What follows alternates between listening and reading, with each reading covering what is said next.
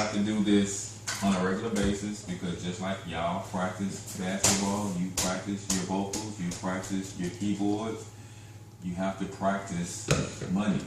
You have to practice understanding how capitalism works, how money works in this country, how taxes work in this country.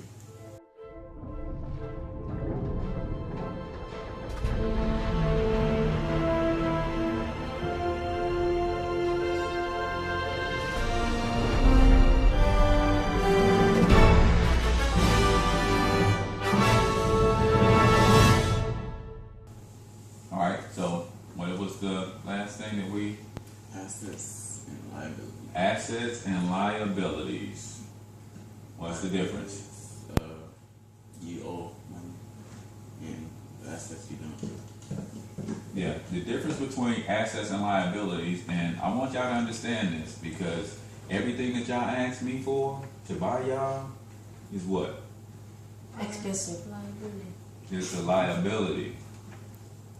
Almost everything that y'all want is a liability, primarily because that's what you're taught. You see commercials, you see things, and you just want things, all right? One thing that capitalism is good about and corporations are good about, they're good at separating you from your money, all right? So an asset is something that maintains its value or increases in value.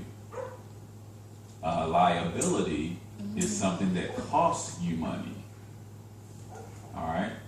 Or something that, it pretty much costs you money. So there's a big debate in the financial world whether or not a house is an asset or a liability.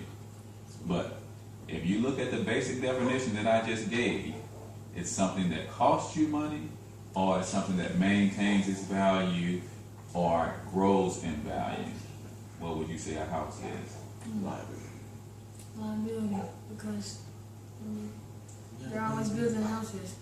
So, Like so electric it's not like they're running out of houses, so it shouldn't increase in value. They're making more houses, just like inflation. Make more money, it's worth it. Brings the value down. So I would say, I would venture to say on the Robert Kiyosaki, he's the author of a book called Rich Dad, Poor Dad.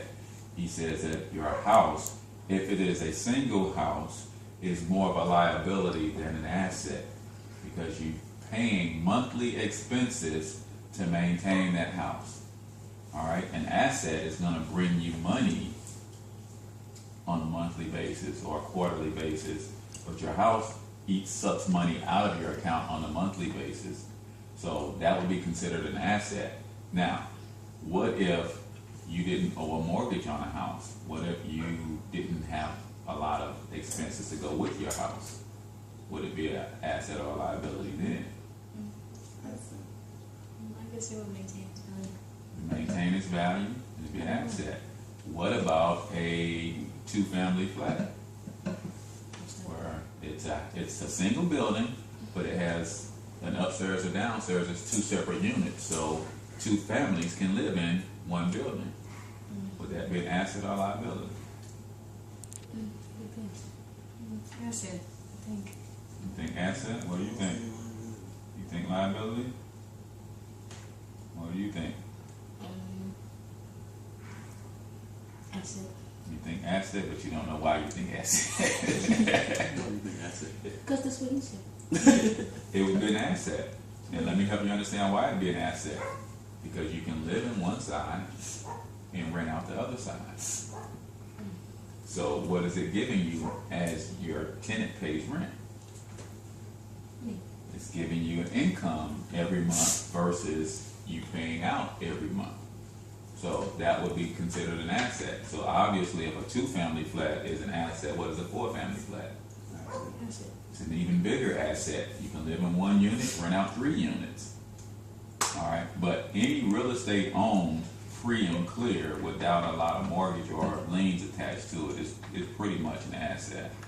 But the way that mortgages are set up today, you pay a lot of money in interest and not a lot of in principal. So it takes you 30 years for most people to pay off a loan. All right, so that's why we are learning the income shifting strategies through extra digit, because extra digit movement teaches you to pay off your mortgages early. It teaches you to minimize your debt, minimize your taxes, and start investing in your future.